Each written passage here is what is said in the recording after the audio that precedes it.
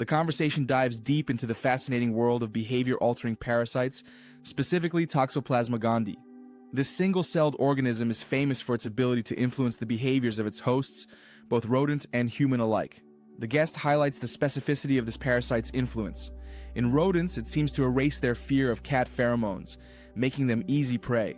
They're more exploratory, more likely to get eaten, but the most selective effect is losing fear of cat pheromones.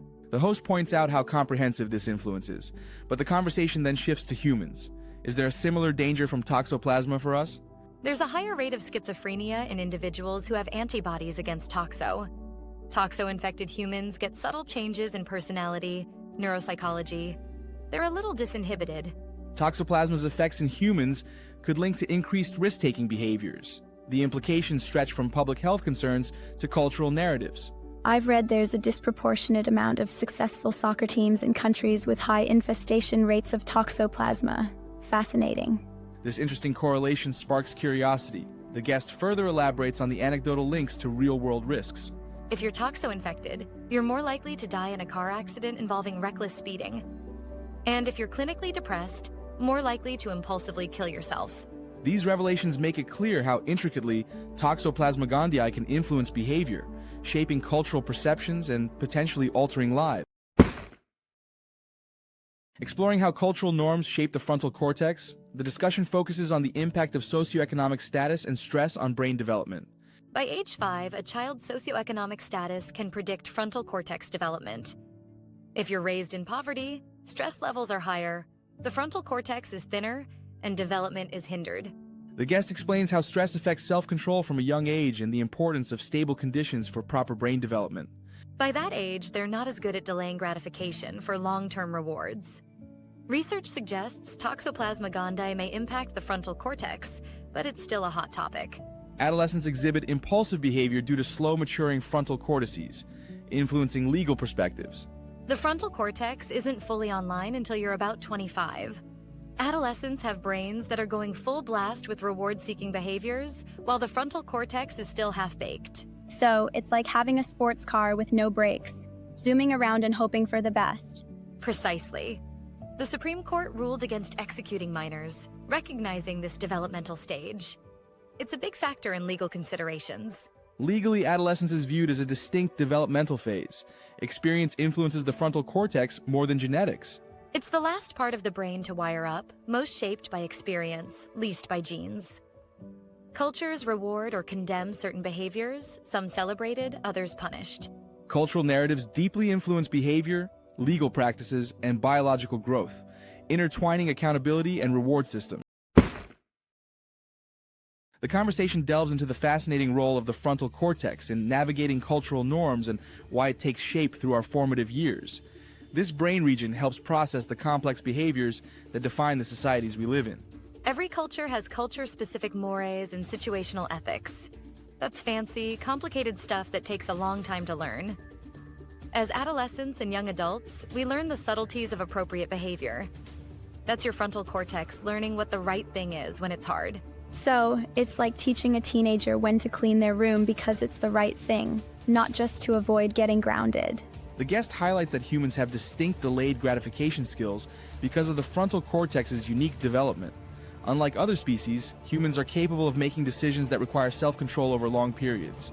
Monkeys might delay gratification for minutes. We do it for decades. We're just in a different league. Cultures teach us not just rules, but the complexity of when and how to apply them, like in situations of honesty. So, it's like mastering the art of when to tell a little white lie. Just don't try explaining that to a polygraph. Moreover, the frontal cortex is what allows us to follow and adapt to the ever-changing cultural rules, reflecting a sophisticated evolution.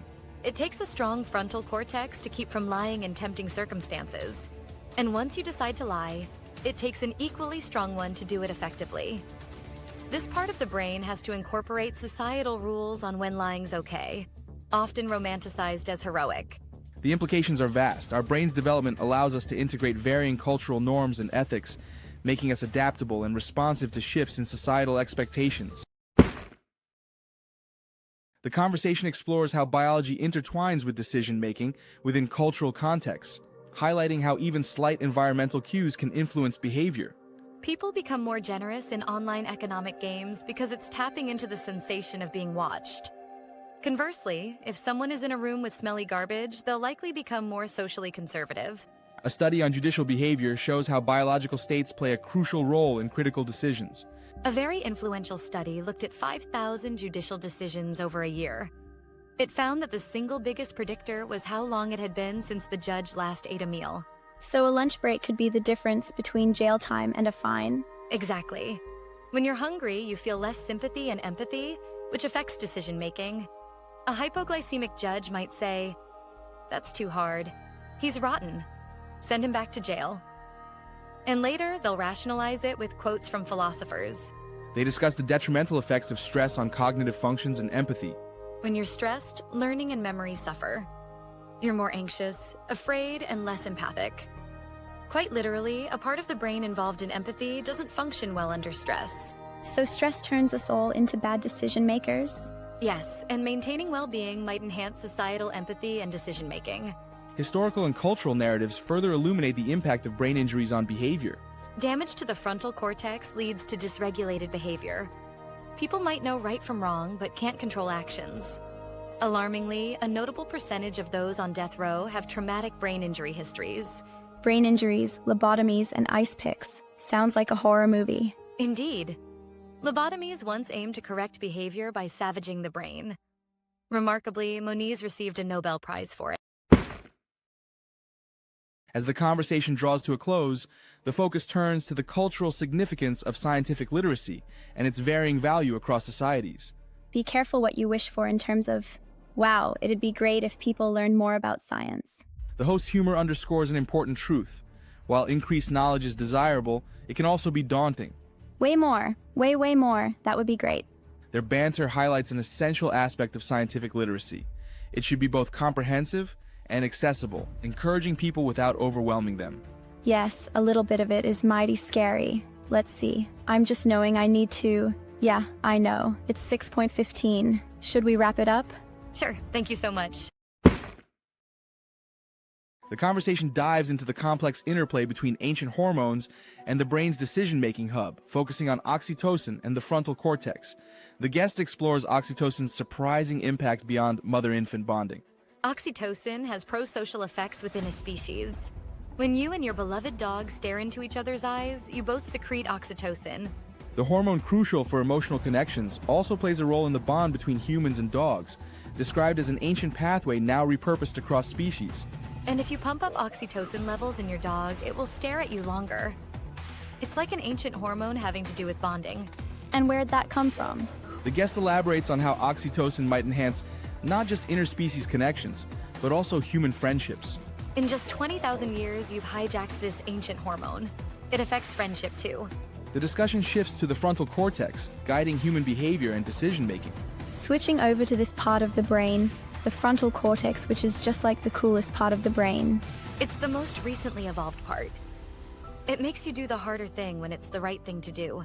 Factors influencing the frontal cortex include hunger, stress, and hormones like testosterone. Things affect whether we do the impulsive thing or tough it out and do the right thing. In the end, the discussion underscores the intricate balance of biological forces shaping human and interspecies social dynamics.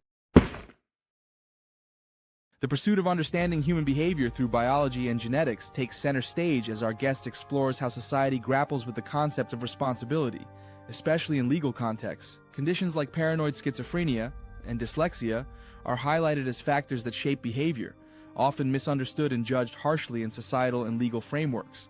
Maybe half the juries in this country are capable of saying, it's not him, it's his disease.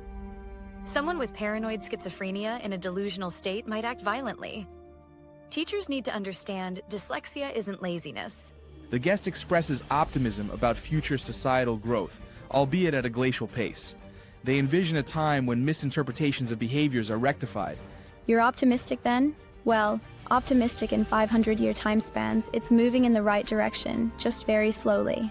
They will look back at us and say, my God, the things they thought then, the damage they did then. Discussions shift to legal defenses that incorporate genetic and biological factors.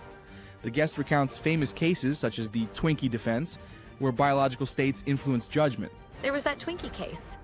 Dan White, blood sugar levels. Severe perimenstrual syndrome has mitigated sentencing.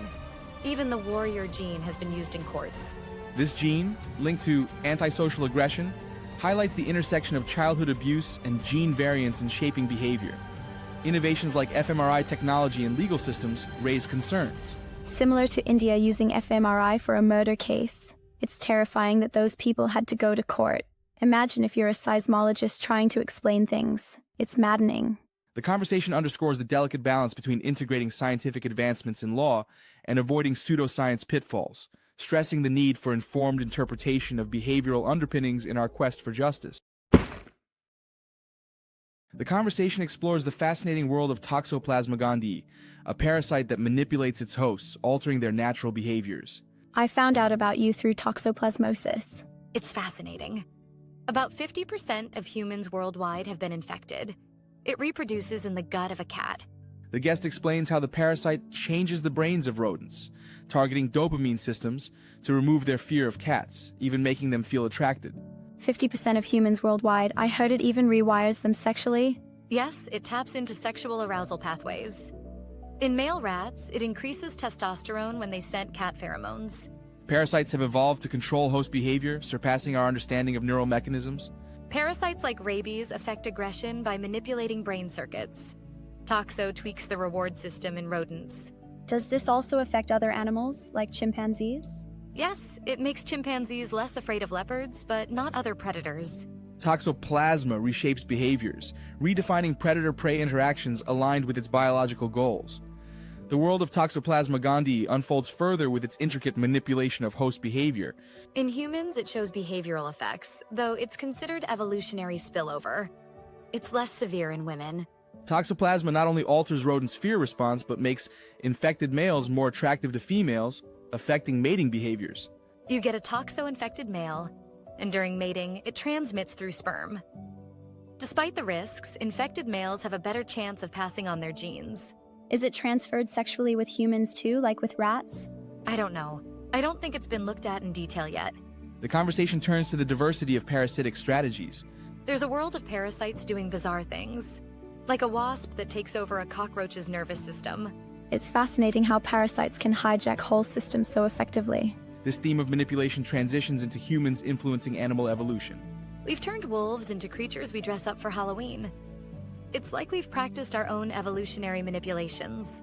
The guest underscores the intricate dance between biology and behavior, highlighting hidden forces shaping the world. In an extraordinary series of events, a troop of baboons underwent a cultural transformation. The key thing was that it wasn't random which baboons went to the garbage dump, only the big, aggressive males. When they left, it reduced the troops' aggression levels significantly. This absence shifted the social dynamic entirely, leading to a new environment where affiliative behaviors flourished. The new culture persisted over a decade, even with new males joining. It was cultural transmission at play. As new males joined the troop, they adapted to this high affiliation culture, marking a non-genetic cultural evolution. You see this sudden shift, a kind of baboon utopia. It was a big change. This stands as a profound example of how environmental pressures and social dynamics can transcend biological constraints. Baboons typically have high aggression rates, evolved for hierarchy and dominance. Yet, a unique circumstance flipped that.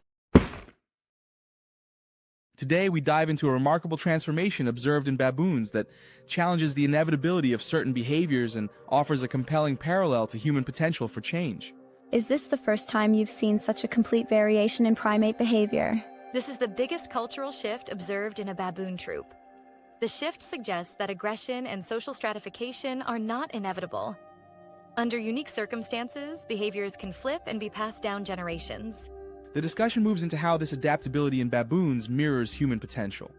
The guest highlights various historical examples where humans transcended ingrained behaviors, suggesting that profound societal change is possible. Take humans. Change can happen dramatically. Look at Sweden's transformation or World War I Christmas truces. Vietnam veterans now seek reconciliation through planned trips back to Vietnam. It's fascinating to think about all the factors influencing behavior. These insights open up the concept of free will and behavioral flexibility, emphasizing biological and environmental influences. What we term free will is largely unexplored biology. Sensory cues can change behavior, Even something like eyes on a poster can alter actions. Sam Harris really made me ponder free will. Our frontal cortex's ability to resist actions is perplexing. The conversation comes full circle with an acknowledgement of human adaptability and the hopeful narrative that true change is achievable, both in baboons and humans alike. The guest brings us into the fascinating historical journey of how neurological conditions were perceived. In the past, these were often mystified as demonic possessions or moral failings. But the path of enlightenment has begun to demystify these conditions. So the neurobiology of what you were disconnecting was virtually random, just making a mess of the front part of the brain. 100 years from now, they're going to look at our knowledge and say, my God, that quaint medieval belief about human agency and free will. The guest emphasizes the randomness and damage involved in early brain surgeries, as well as the outdated views held on personal agency and responsibility. It's shocking, right? The general public is unaware of the complexities behind behavioral problems. This brings to light how punishment was meted out historically without understanding the biological causes of behavior. We punished people who had brains that couldn't regulate their behavior due to toxins or stress. But in some areas, understanding has evolved. Like with epilepsy, it took us from seeing seizures as blasphemous to recognizing them as a biological problem. This shift in mindset mirrors enlightenment, a process of transforming punitive responses into compassionate understanding. Nowadays, most recognize it as biology rather than something nefarious. Still, some areas need to catch up. Even 500 years ago, an epileptic strike during a seizure was seen as assault due to perceived demonic influences. Now, Western perspectives have drastically changed, although parts of the world still hold old beliefs. The guest offers hope. This journey toward enlightenment, where old misconceptions are viewed with disbelief, is ongoing, illuminating the path of understanding human behavior and conscience. The discussion navigates the intriguing adaptability and social dynamics of baboon troops, revealing how environmental changes affect their health and social structures. I've spent 33 summers with them, observing stress and health. It's fascinating to see how their social rank and relationships impact health. Surprisingly, those with strong social connections often fare better than just high-ranking individuals. So, they almost need a baboon buddy system for better health? The guest elaborates on a troop that altered its behavior due to proximity to a human garbage site. This shift provided easy access to food, but came with negative health consequences. This other troop near a tourist lodge adapted to eating garbage. No more early morning foraging. They just waited for the food. They got high cholesterol and even borderline diabetes simply due to these dietary changes. Despite an abundance of food, new social patterns emerged as some males exploited these resources, demonstrating a mix of social and opportunistic behavior. In my troop, a few males caught wind of this feast a couple of kilometers away. They'd migrate to take advantage of the garbage food, reflecting a social and opportunistic plasticity. Sounds like even baboons can't resist an all-you-can-eat buffet regardless of the consequences. Thus, the episode underscores how baboons exemplify plasticity in nature by adjusting both diet and social structure in response to environmental changes. These adaptations, while beneficial in the short term, pose significant health challenges, illustrating the complex relationship between survival and well-being.